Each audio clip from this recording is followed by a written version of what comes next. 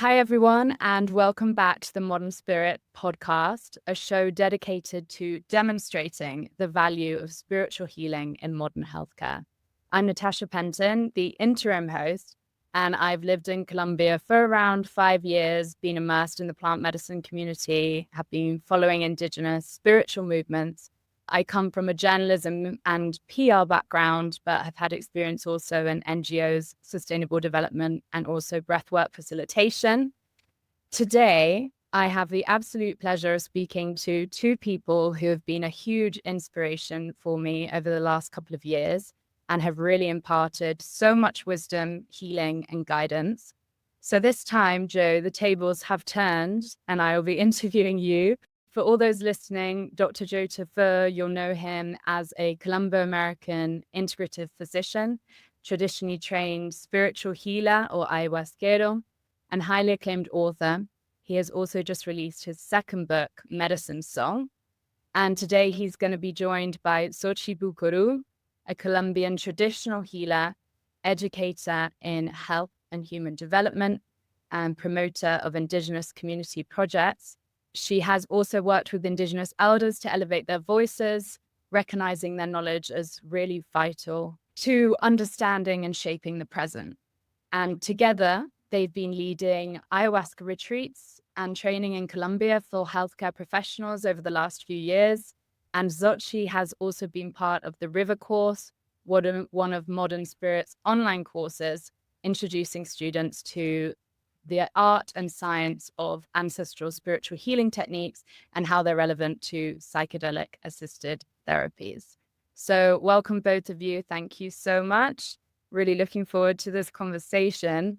And I think first, everyone would just like to know basically how you came across each other, how you started to work together. How did you meet? I met Jordi Goya, is a filmmaker, documentary maker from Chile, who was working on a documentary in Costa Rica at the Thank You Plant Medicine Conference, and I was participating in that.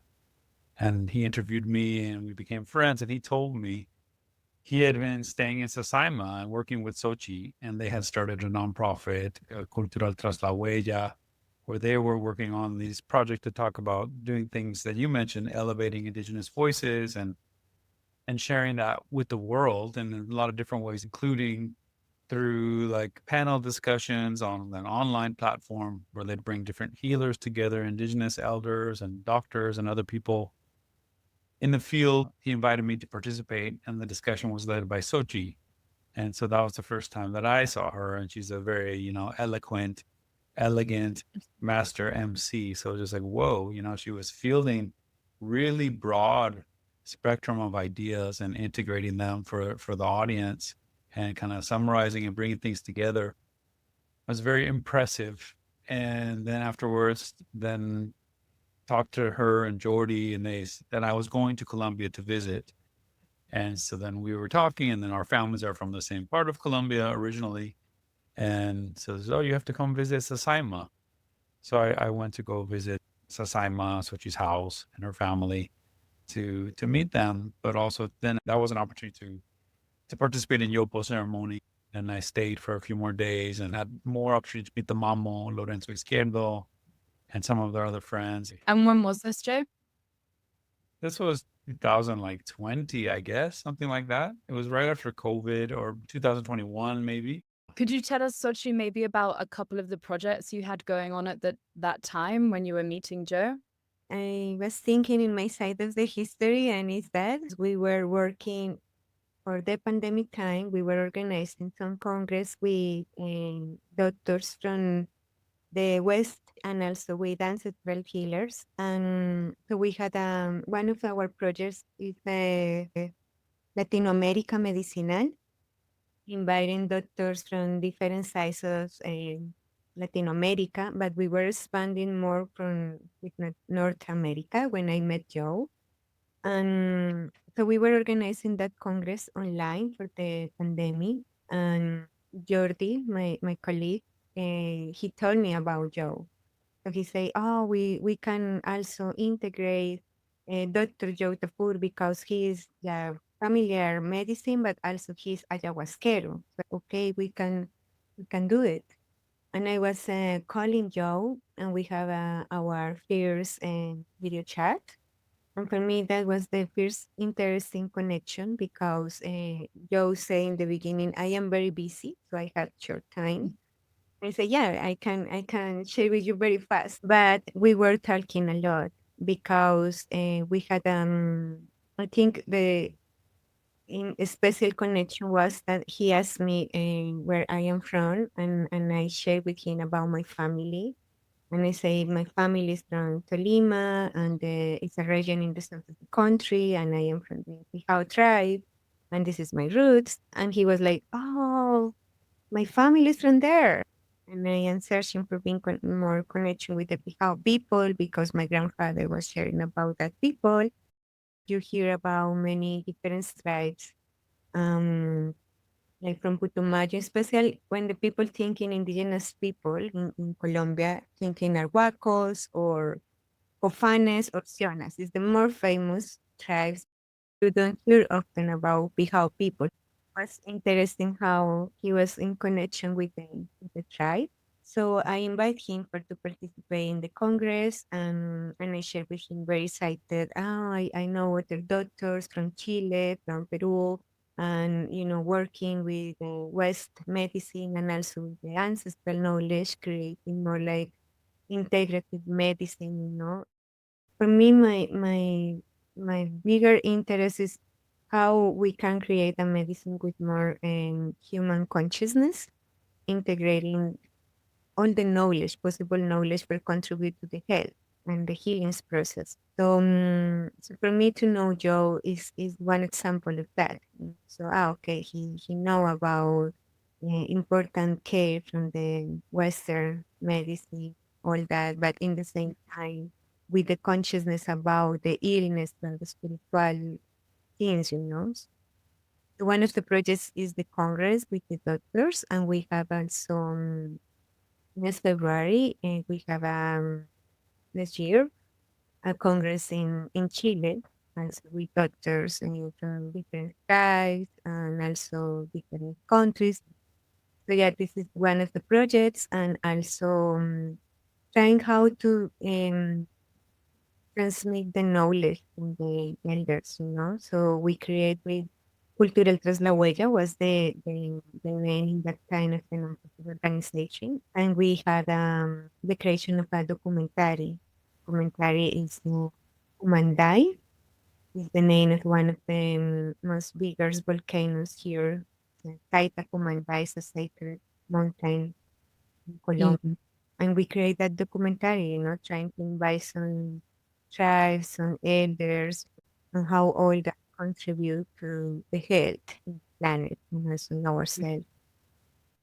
And you both seem to have kind of similar missions now, and you're kind of on this path together and working together. But I'd also like to hear a little bit more about the beginnings, because Joe, I know that you've learned from the Shipibo tradition in Peru and Xochi from Putumayo with your elder Pascual. I was wondering maybe if you could tell me a little bit about how you started on this journey.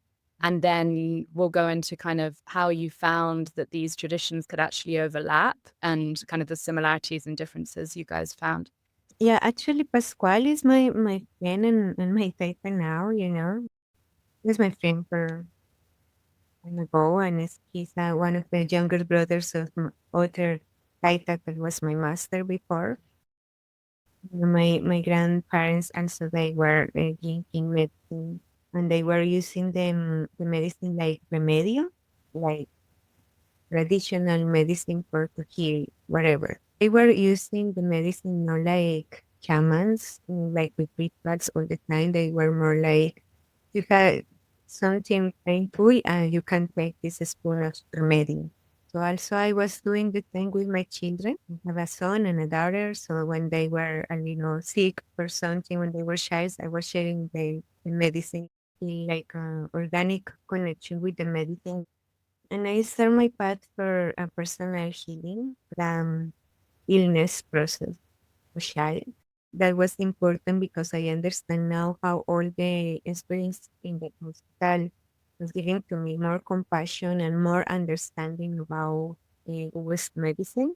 And I received the possibility when I was more sick for other type of healing. So yeah, so I started to receive that medicine and started to be more health, understanding more about the value in the peace, in the love, in the consciousness. And in that time, I had a beautiful healer that he heard me and he started to teach me. He was a wonderful elder from the Kamsap tribe. Was very older. When I share with the people, his age is like, oh, really? Yeah, he was 120 years old. I feel it's a big blessing that he was older.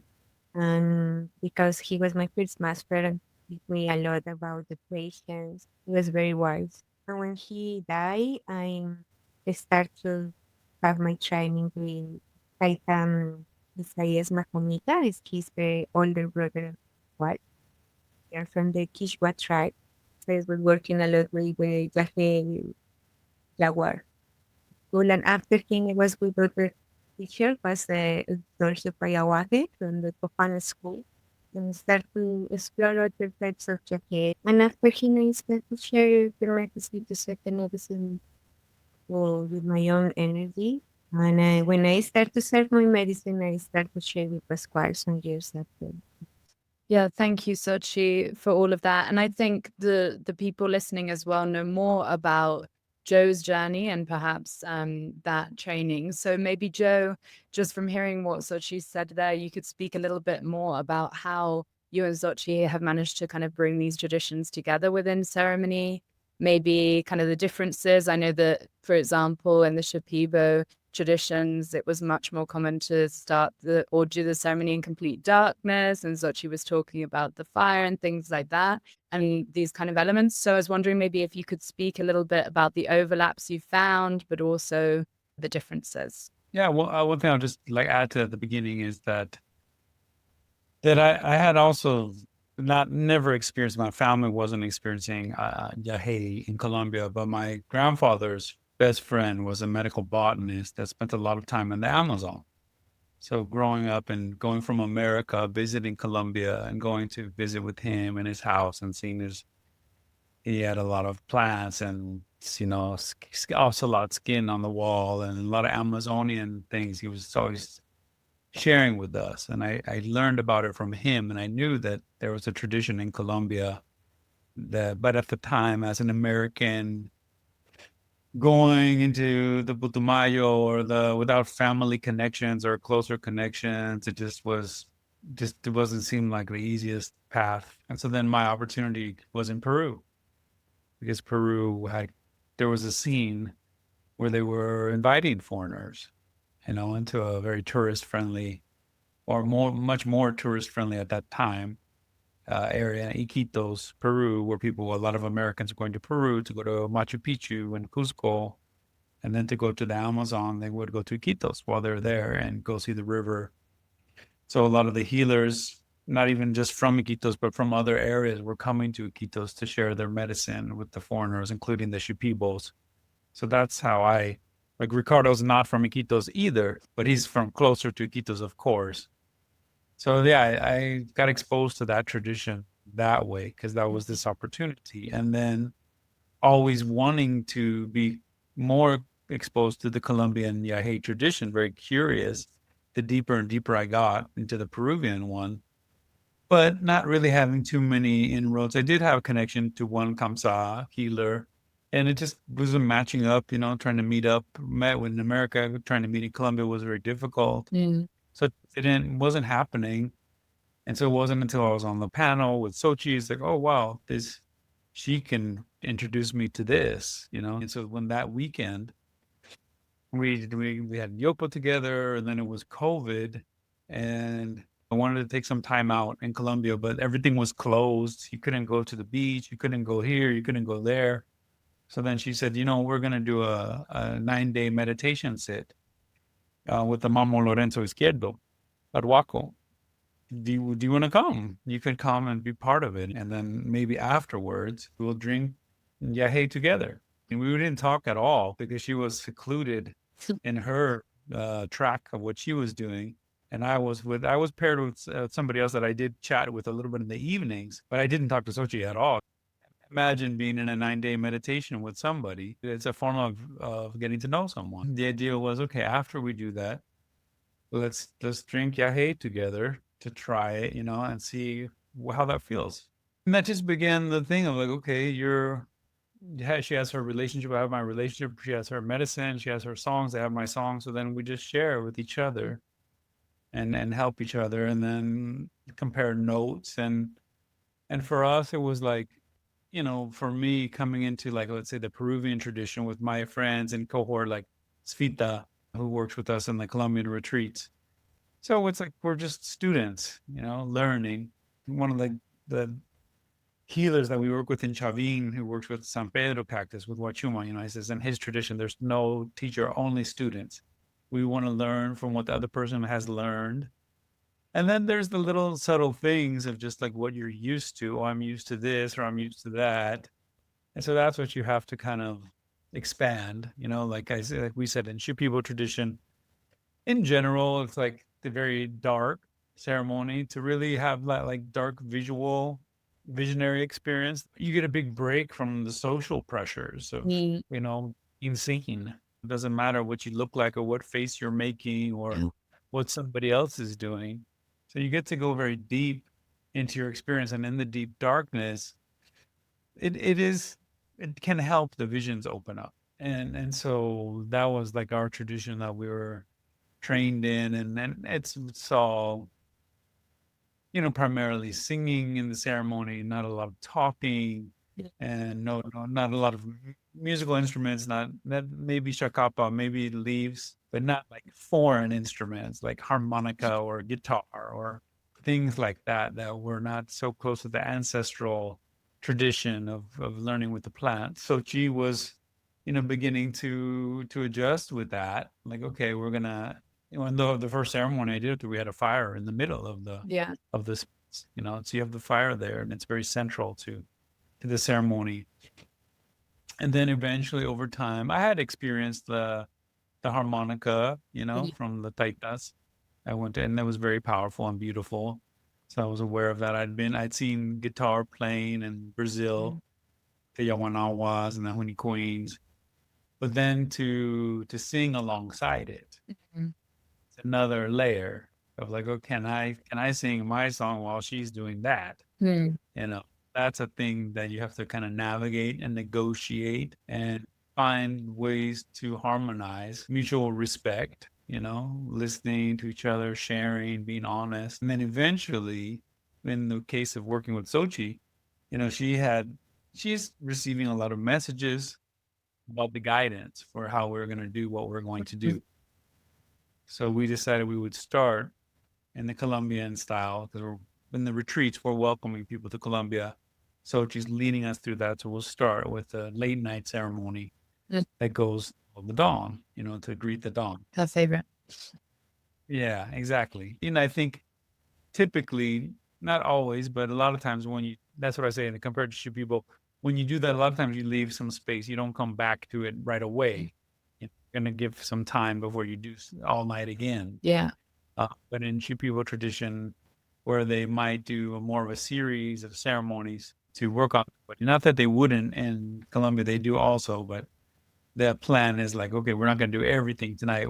So then we wanted to bring that into it, and have that where it doesn't end earlier. And for Xochi, that's a little like uncomfortable, to not finish in the dawn and to go to bed and to leave things untidied. And then, but eventually having the day ceremony as well, that she had some experience with her teachers, and I had not really ever done it in the day. I think this is a nice way for us to talk about one of the topics that a lot of listeners want to speak about. So Joe was speaking about instruments, the harmonica, the singing, the icoros. A lot of people would like to hear more about the power of music for healing. And I have experienced with both of you in different ceremonies, the way you use different instruments at different points of the ceremony. So maybe we can start with Xochi. maybe about kind of what you feel is happening in your perspective with all these instruments and how they add to the ceremony?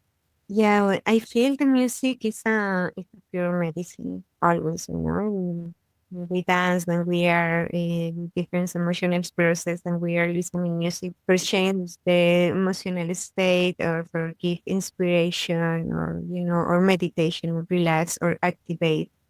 The music have that capacity in general. I feel the music being like medicine is an important element in a ceremonial space.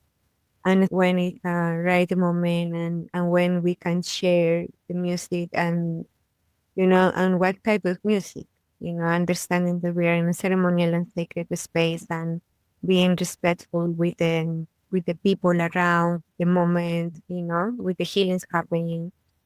And the Yagé school, I think it's a mix of different characteristics because also Colombian people in general is like more, I don't know, yeah, more, Noisy. no, I don't know that word.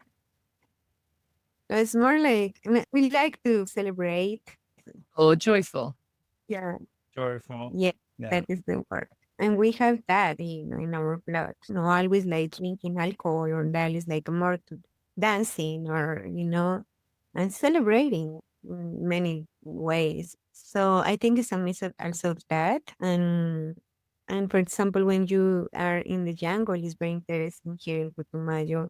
You see older taitas, the shamans playing the guitar and then creating a lot of music for God, with that basic music. And I think it's a very important element in our school with the Yagé.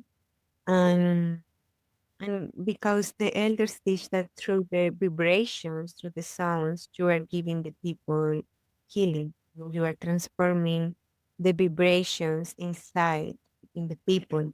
When we see, for example, a person sick, all the frequencies are maybe low or in disorder, and through the music we are calling that vibrations again. That is the magic of the music. And here we are using different instruments because also we believe that the abuelo Yagé, the grandfather Yagé, like it. For example, our elders shared that in the past histories, one man from German was introducing the harmonic in the jungle, and through him they were listening for first time that instrument, and they adopt that instruments because the abuelo Yagé like it. Abuelo Yagé also choose it. Like, oh, he was like, because we have visions with the spirits, and when we are in the spiritual state, we can see the abuelo, for example, dancing, or sometimes very serious, like guiding, or sometimes with a big smile, dancing and enjoying the music and the healing. So the abuelo Yagé like the harmonic sound and he choose it. And he started to teach how to use that instrument in different notes and different frequencies for the healing. And so the indigenous people start modifying some structures in the German harmonic, and they call here like armónica pareada.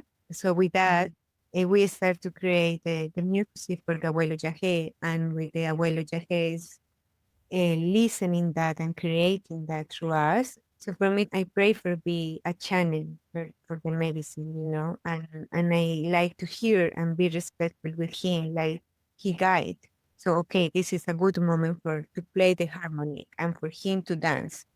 And sometimes, like when I feel, for example, it's a lot of density in the healing process or the environment, I like, for example, one song with a guitar because I feel that sounds are giving harmony and peace and softness and light, a good way for transform and release the energy. And sometimes here in Colombia, you hear also drums in the morning or when celebrating the new day, and new beginnings and rehappiness and calling the Mother Earth's heart through the drums. And the same when we are singing, always is with intention for contribute to the healing. Always feeling the people that is receiving. And we have to be very consciousness about that. For example, not is good if one person is in a needing softness or being more quiet, and we be there with that drone. It's like, Yeah. no, we have to be very focused and very awake for what the people need. And Joe, do you want to add something there about the Ikoros or about how also this music and how so she was talking about the frequencies and the vibrations can kind of unlock this natural healing intelligence? Because ultimately that's what you have both spoken about, that the music is this tool, this instrument, but ultimately it's the person who is then able to, through these tools, unlock this kind of natural healing intelligence. Maybe there's probably different ways to say it, to more whatever the right way or the more that communicates it better. But this idea of harmonizing with that healing energy, that natural healing intelligence, that you're helping people harmonize with that. And so how do you know and how do you discern that? So to me, it's very interesting what Xochi was just talking about.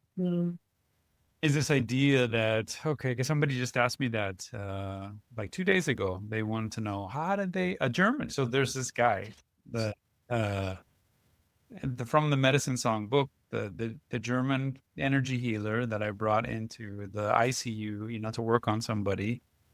In the book, I call him Felix. And so I just went out with him on Friday with Felix to go to meet up and have some food and talk to him. I haven't seen him in a long time. And he used to play harmonica in Europe in bands, like he toured with harmonica.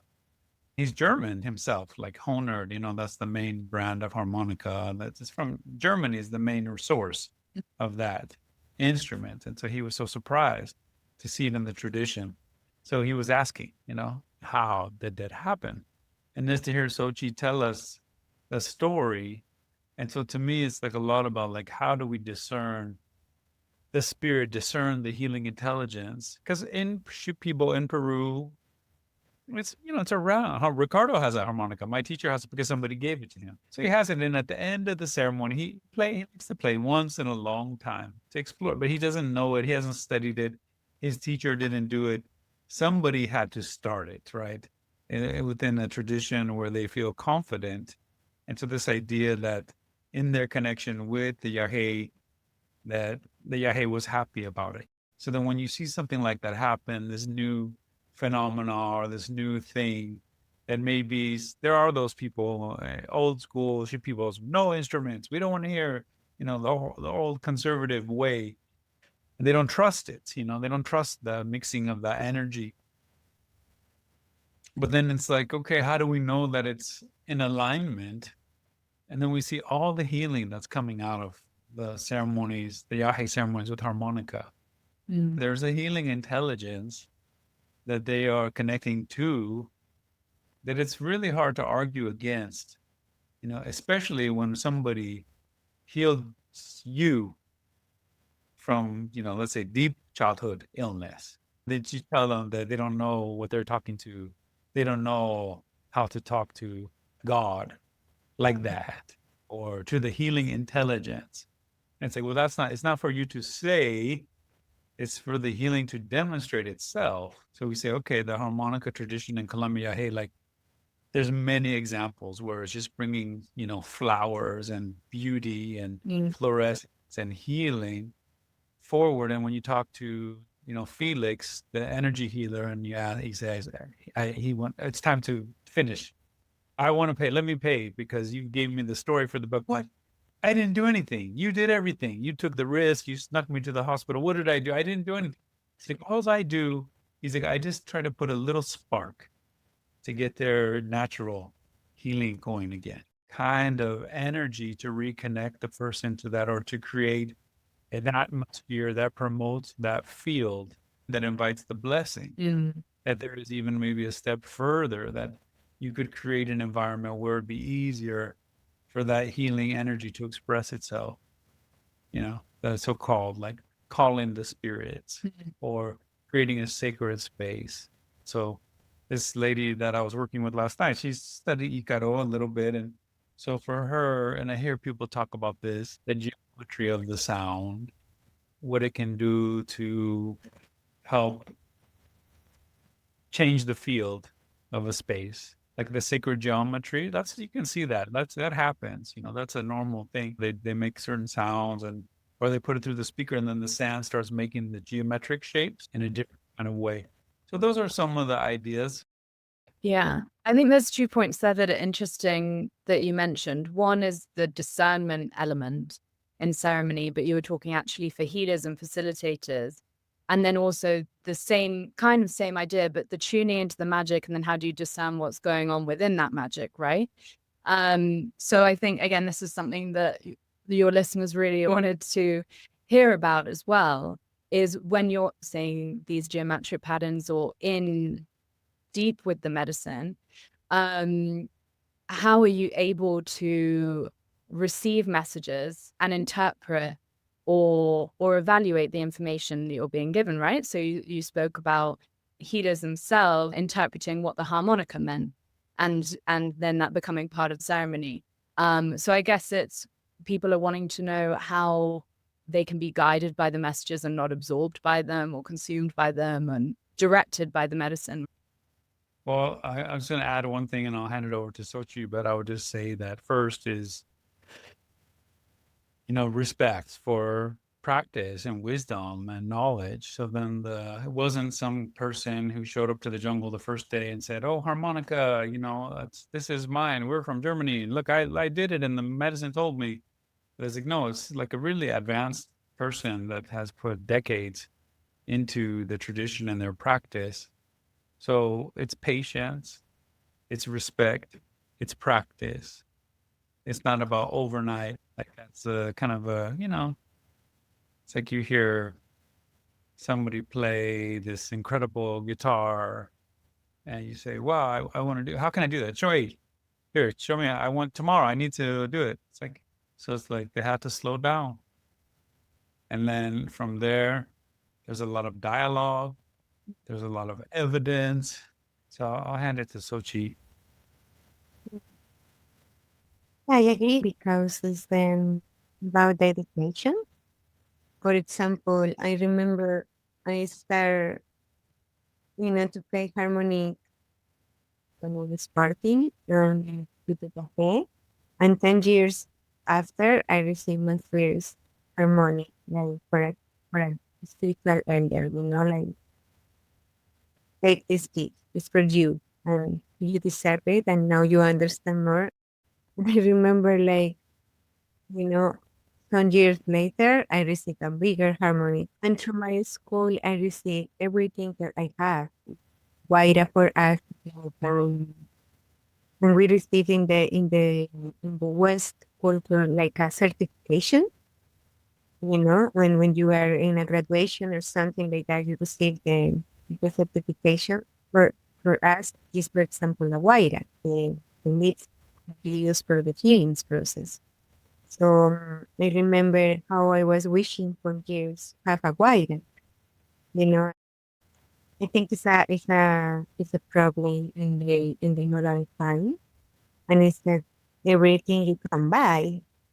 You can buy one guide online. You can buy harmonics, and you can buy traditional clothes. You can buy whatever. But it's empty. You can't buy the wisdom. You can't buy the spiritual essence. Of course, everyone deserves the wisdom of the nature of the universe because we are equals in the essence, like children of Mother Earth. But the point is how we're really being respectful about one doctor because he's a doctor in the university and he was graduating and that, the same with us. We're dedicating all our life for being this path. Everyone can learn more about it. And just the idea is, okay, be humble, be patient. And so why do we say that? Because you learn faster. You can tell when the person comes to want to learn and everything, the one that's trying to buy it or so much urgency or something, they don't learn as fast. Yeah, I think that is interesting what she was saying about kind of the ease to buy things, right? And I think that links to kind of what we're seeing and more kind of media and news articles coming out about spiritual tourists as well. And a lot of people seeking healing, let's say abroad, because they're really disillusioned with the way things are in conventional medicine. And I think related to this kind of ability to buy things, there's also the ability to find a quick fix for something. And that can lead to people looking for these spiritual practices to maybe not get the right guidance or not receive the right integration. So I'd love to hear from you guys how people can prevent that, or kind of what is essential to look for in a plant medicine ceremony that is being led respectfully and responsibly. So you want to find a good experience or a healthy experience and not just be a tourist or something like that. Mm. And so, but also, like, are there healers that are trying to just get those people? There's the who want to just pay and come in and out and run the business of it. So how can you tell you're dealing with one of those? It's like a lot of times you could see that you don't have any access to the healer. They don't screen. They don't talk to you. They're not interested in who you are and why you're coming. So that's super important that the person that you're going to work with has an interest in who you are, why you're coming. Is it safe for you to come and participate and do this with them? So that initial screening process and getting to know you is a big sign.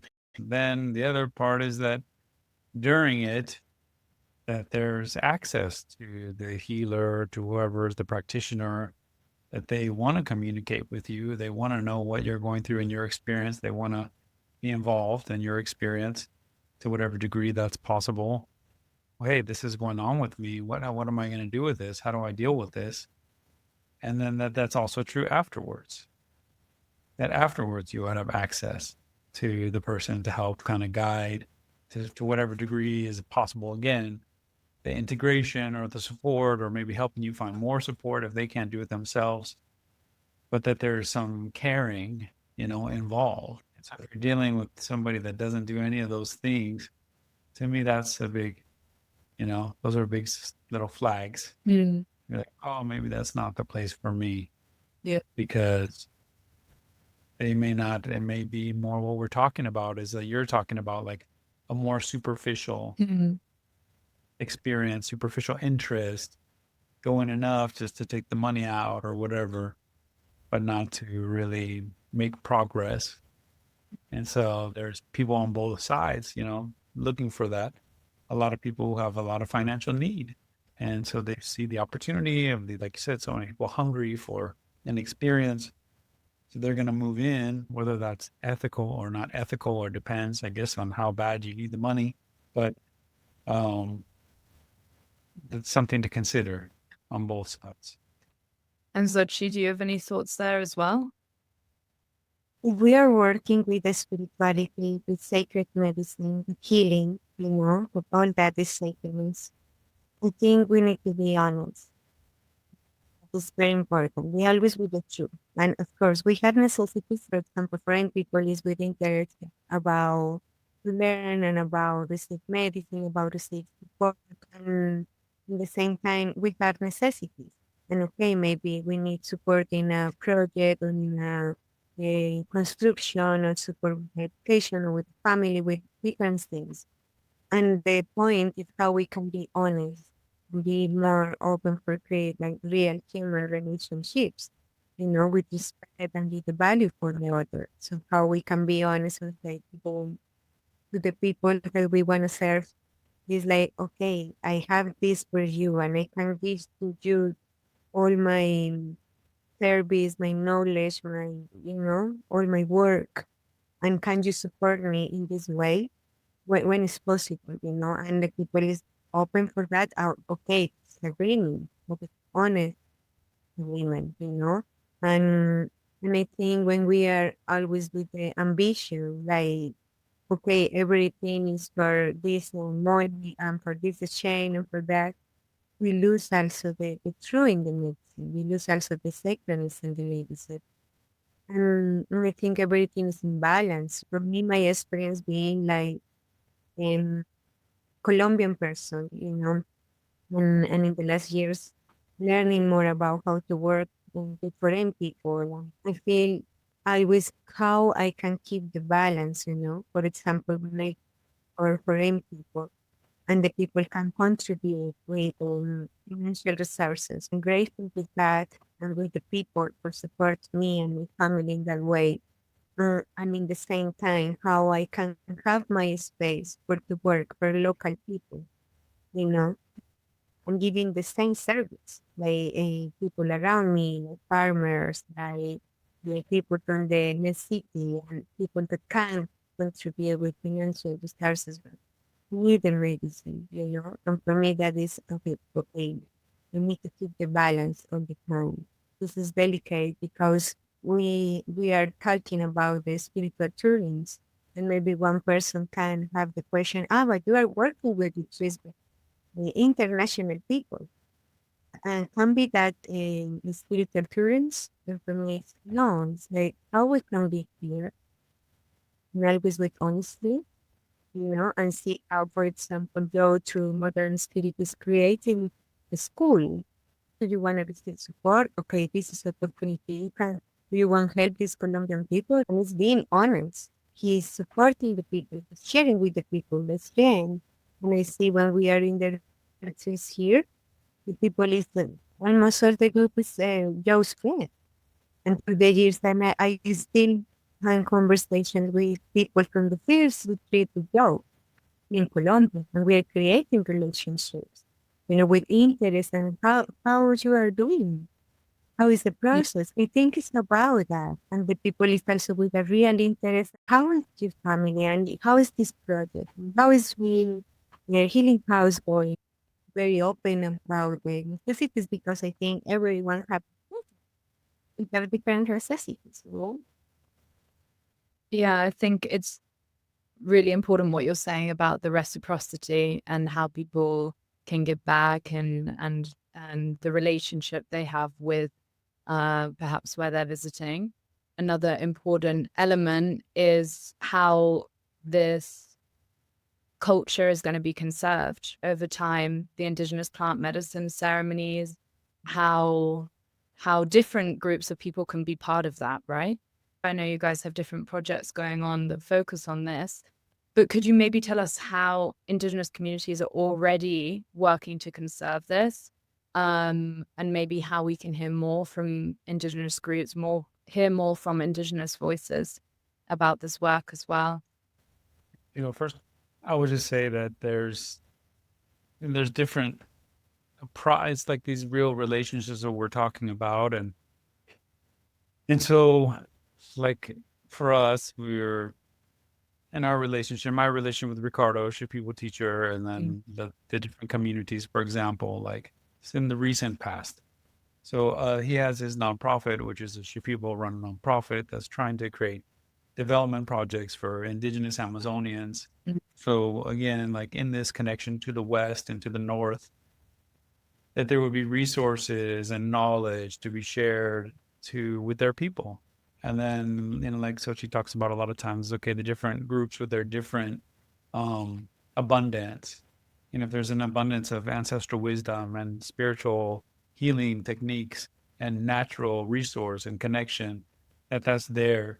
And so we just had Policarpo Sanchez, who's a Shipibo advisor to the PIAP and a educated kind of administrator, speak to our community here, to the Church of the Eagle and the Condor in Arizona, and share Shipibo wisdom to there. And so we had a lot of all Americans and Canadians, but also Native Americans, listening. His daughter is a lawyer who is working with an indigenous rights. We should talk to her more, Xochi, Gianella. So she was based in Mexico, And then she had the opportunity to work in Washington, D.C. And so she was on the Zoom call with us.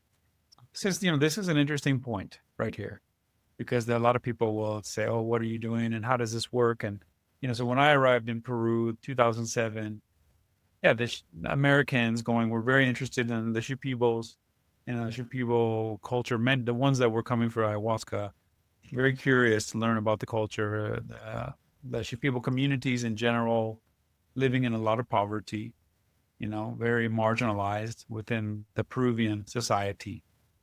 Not a lot of opportunity for social mobility as a Shipibo person.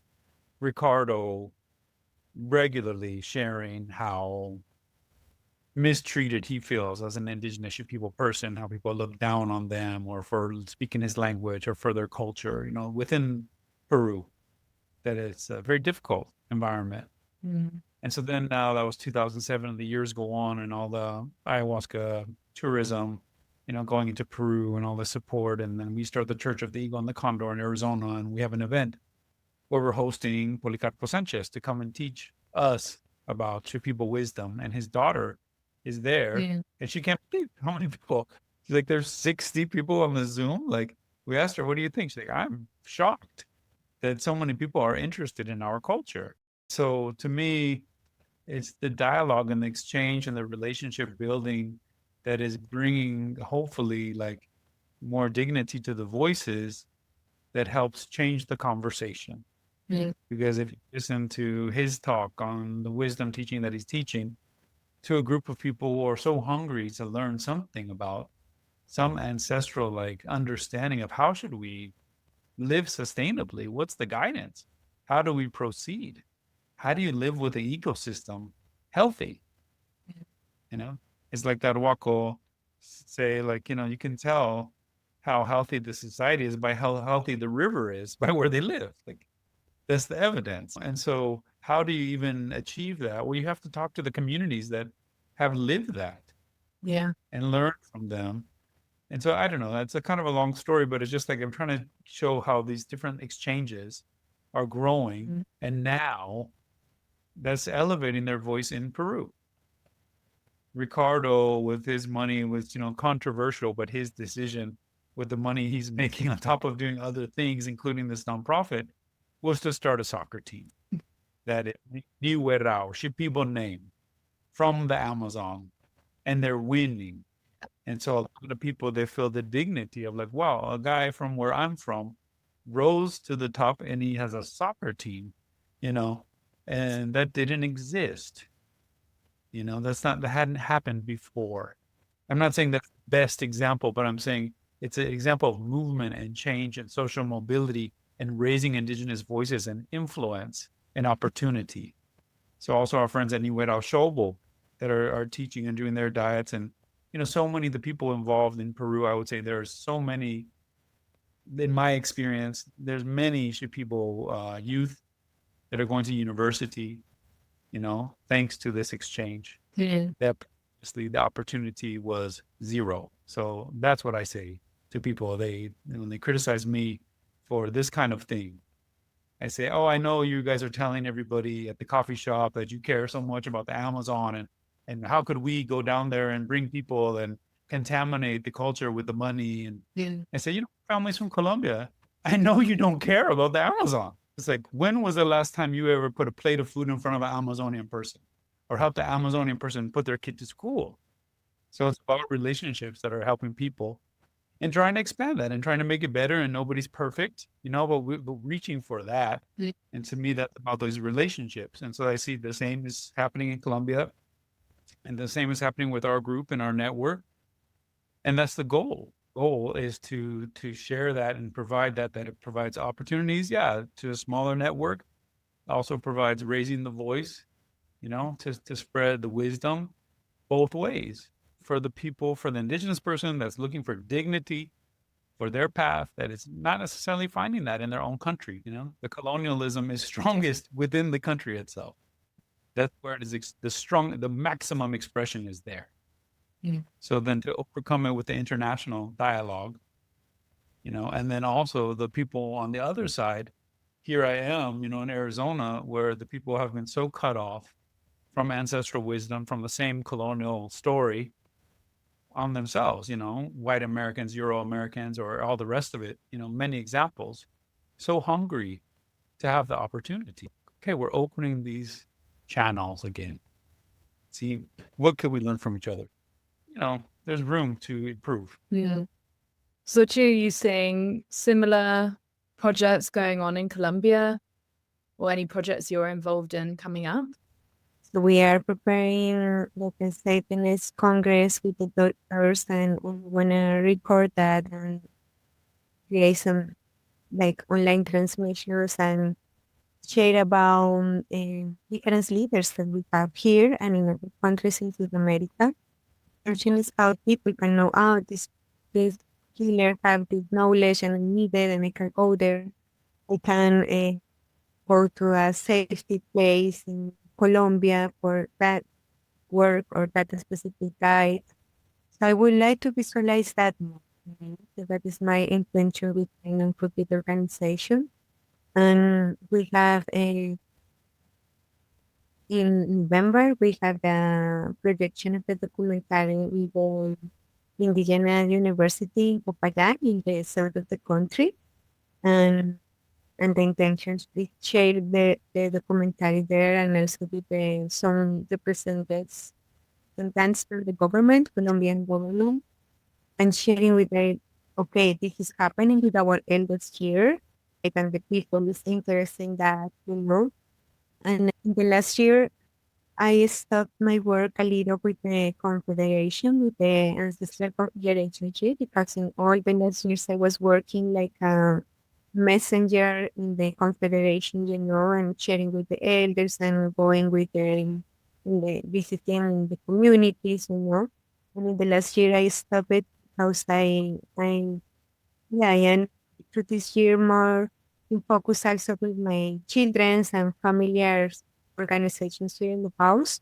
Like I am building a healing space in home, and in that healing house we want to have a office for creating as alternative medicine that people can come to the a retreat, for example, or the ceremonies, and can receive also attention with the alternative medicine. Creating that integration is very important. Understanding from the healing is only about the ritual. It's also about, okay, how you can take responsibility to the physical body. Because where I live is it's a mountain dedicated for the medicines, and we are expanding also the territory to the work with Joe and our partner is Vita, so we are expanding the territory here, visualizing how in the future can be more better conditions, the healing place here. We are in a moment for big integration in the world.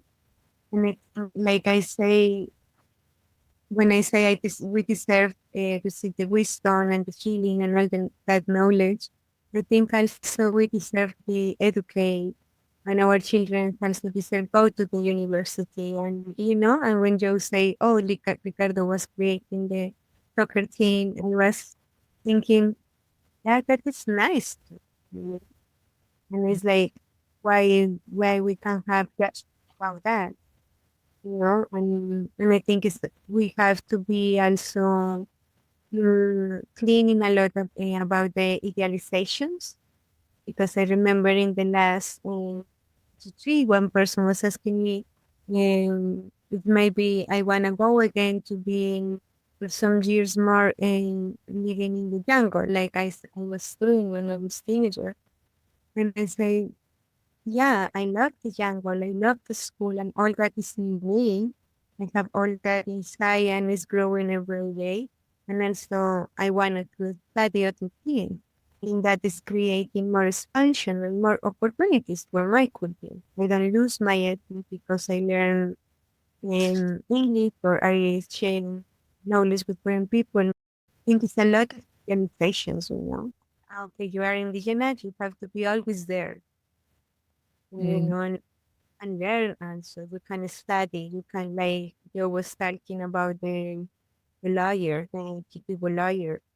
She's working in Washington, okay? And she can lose the essence. She's working as a and representing her people. So yeah, we are in this project now, and we have a retreat with Joe in February next year.